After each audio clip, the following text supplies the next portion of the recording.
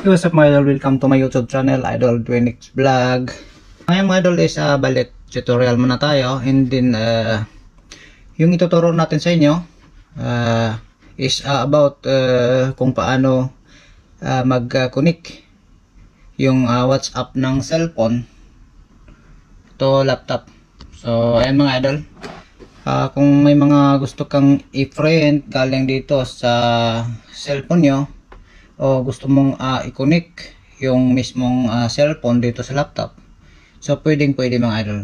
So ayun mga idol, magsimula na tayo. So ang gagawin natin mga idol is start lang tayo, punta tayo dito sa Chrome. Yan, Chrome tayo, open lang natin. So marami tayong file dito kasi nga may mga file tayo dito sa office. So pero ang sadya natin is yung yan. So open lang natin mga idol. So medyo mabagal yung internet natin.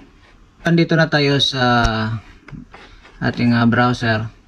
So next step natin dito mga idol is search lang natin is web. Ayan mga idol, web whatsapp.com. So antayin lang natin. Ayan.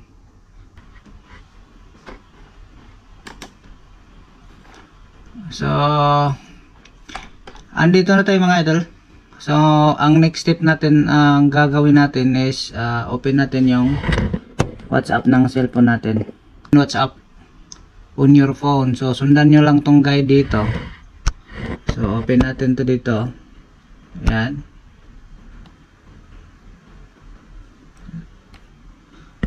At naka-open na tayo.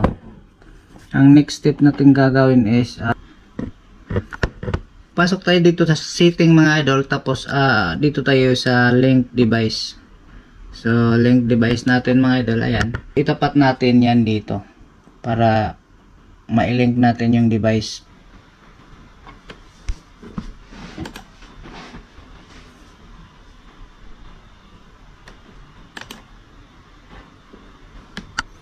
So ayan na mga idol, nakapasok na tayo.